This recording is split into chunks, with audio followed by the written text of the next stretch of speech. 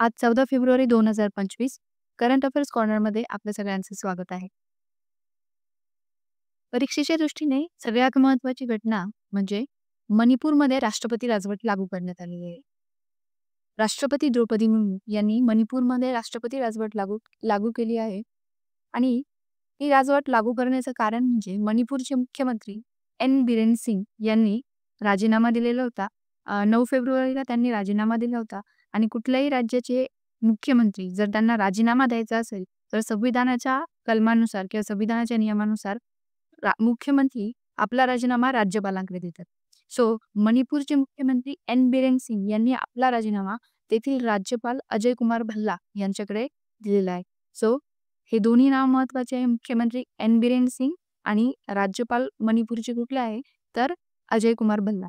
आणि साहजिकच मुख्यमंत्र्यांनी राजीनामा दिल्यानंतर तिथे राष्ट्रपती राजवट लागू करण्यात आली. आता हे सगळं मणिपूरमध्ये का घडलं म्हणजेच एन बिरेन सिंग यांना राजीनामा का द्यावा लागला? तर त्याचं कारण म्हणजे साधारणतः मे 2023 पासून मणिपूरमध्ये जातीय हिंसाचार चालू होता. तेथील 2 जमाती आहे किंवा 2 समुदाय आहे. ते आहे मेती आणि कुकीजो. मेती आणि कुकीजो या समुदायांमध्ये जो संघर्ष होता तो प्रचंड मोठ्या प्रमाणात झाला. तिथे इतका हिंसाचार झाला की जवळपास 200हून अधिक लोकांचा मृत्यू झाला. खूप लोकांना विस्थापित करावं लागलं आणि तिथे कायदा आणि सुव्यवस्थेचा खूप मोठा प्रश्न निर्माण झाला. आणि साहजिकच विरोधी पक्ष आणि नागरिकांनी अ, याच्यावर सरकार अपयशी ठरत आहे अशा प्रकारचे वक्तव्य करून किंवा मागणी करून तिथल्या जे सत्तेतील सरकार होतं एन बिरेन सिंग यांचं बीजेपीचं त्यांना दबावात आणलं किंवा नैतिकतेच्या दृष्टीने त्यांना राजीनामा देण्यास भाग पाडलं. राज्य सरकार अपयशी ठरलं आणि त्यामुळे एन बिरेन सिंग यांनी राजीनामा दिला. अर्थात विरोधी पक्ष तिथला जो विरोधी पक्ष होता मणिपूरचा, तर त्यांनी अविश्वास ठराव दाखल करण्याचा निर्णय घेतला होता आणि साहजिकच अविश्वास ठराव दाखल होणार हे बिरेन सिंग यांना समजल्यामुळे त्यांनी त्याच्या अगोदरच आपला राजीनामा जो आहे तो अजय कुमार भल्ला यांच्याकडे सुपूर्द केला. आता राष्ट्रपती राजवट म्हणजे राष्ट्रपती राजवट ही संविधानाच्या 356 कलमाच्या अंतर्गत लागू केली जाते. आता संविधानात 356 कलम काय सांगतो? तर जर एखाद्या राज्यातील सरकार संविधानानुसार चालवलं जात नाही किंवा प्रशासकीय तिथं अपयश येते, तर राष्ट्रपतींना त्या राज्यात राष्ट्रपती राजवट लागू करता येऊ शकते. आता प्रशासकीय अपयश येतं किंवा संविधानानुसार तिथलं शासन चालत नाहीये. त्याची उदाहरणं काय असू शकतात? जसं की मुख्यमंत्री किंवा सरकार तिथं अपयशी ठरलं किंवा राज्यात अस्थिरता निर्माण झाली, जातीय दंगल झाली किंवा हिंसाचार झाला, कायदा सुव्यवस्था जर बिघडली किंवा राज्यपालांनी जर केंद्राला शिफारस केली, की या राज्यामध्ये राष्ट्रपती राजवट लागू करण्याची गरज आहे. अशा वेळेस तिथे राष्ट्रपती राजवट लागू करतात. आणि मणिपूरच्या बाबतीत हे का झालं? तर मणिपूरच्या मुख्यमंत्र्यांनीच राजीनामा दिला. म्हणजेच तिथले सरकार तिथे अस्तित्वात नाही. तर त्यामुळे राष्ट्रपतींनी तिथे साहजिकच राष्ट्रपती राजवट लागू केली. आता या राष्ट्रपती राजवटीचा परिणाम काय ते आपण बघूया.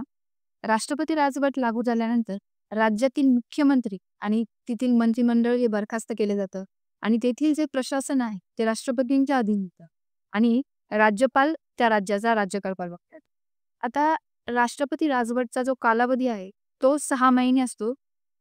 म्हणजे एकदा राष्ट्रपती राजवट लागू झाल्यानंतर ती मॅक्सिमम 6 महिने चालते आणि 6 महिन्यानंतरही त्या राज्यात राष्ट्रपती राजवट लागू ठेवायची असेल किंवा चालू ठेवायची असेल, तर तेथील राज्यपाल केंद्राला शिफारस करतात किंवा अहवाल देतात, की या राज्यामध्ये आणखी आपल्याला राष्ट्रपती राजवट कंटिन्यू ठेवावं लागणार आहे.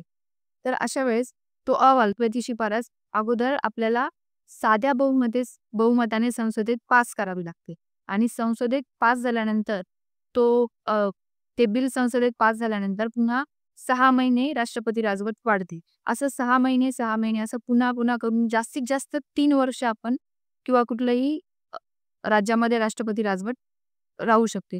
3 वर्षाच्या जास्त राष्ट्रपती राजवट राहत नाही. त्या अगोदरच तिथे एखादं सशक्त प्रशासन नियुक्त करायला पाहिजे असं आपल्या राज्यघटनेत सांगितले. आता पुढील महत्वाची गोष्ट म्हणजे लोकसभेत हा नवीन भाषा म्हणजेच काय, की लोकसभेमध्ये ज्या अनुवाद सेवा आहेत किंवा आपण ज्याला म्हणतो ट्रान्सलेशन सर्व्हिसेस, त्याच्यामध्ये 6 नवीन भाषा ॲड झालेल्या आहे. म्हणजे अ, त्या भाषा कुठल्या आहे आपण बघूया. बोडो, डोगरी, मैथिली, मणिपुरी, उर्दू आणि संस्कृत. या 6ही भाषा तुम्ही लक्षात ठेवायच्या आहे. तुम्हाला ऑप्शन्समध्ये कुठलीही भाषा विचारली जाऊ शकते. सो ह्या 6 भाषा तुम्ही लक्षात ठेवा. कुठल्या-कुठल्या आहेत? बोडो, डोगरी, मैथिली, मणिपुरी, उर्दू आणि संस्कृत. एकूणच संसदेमध्ये जे काही डिस्कशन होतं, तिथले पार्लिमेंटचे जे मेंबर असतात, ते जे काही डिबेट करता, बोलतात किंवा जे बिल पास होतात, तिथल्या कुठल्याही नोटीस असतात, त्या सगळ्या जे कामकाज असतं, त्याच्यासाठी ज्या भाषा निवडलेल्या आहेत, त्याचं ट्रान्सलेशन करण्यासाठी या नवीन 6 भाषांचं समाविष्ट 6 भाषा समाविष्ट लोकसभेत करण्यात आलेल्या आहे. आता अगोदर किती भाषा उपलब्ध होत्या? तर अगोदर याच्यामध्ये 10 भाषा उपलब्ध होत्या. तर त्या कुठल्या-कुठल्या? हिंदी, इंग्रजी, मराठी, बंगाली, गुजराती, कन्नड, मल्याळम, ओडिया, पंजाबी, तमिळ, तेलुगू. या पहिल्या 10 भाषा अनुवाद सेवांमध्ये उपलब्ध होत्या. आता पुन्हा 6 भाषांचा समावेश त्याच्यामध्ये करण्यात आलेला आहे. ओम बिर्ला यांनी या 6 भाषांच्या समाविष्ट करण्यासाठी मंजुरी दिलेली आहे. Thank you. Current affair corner.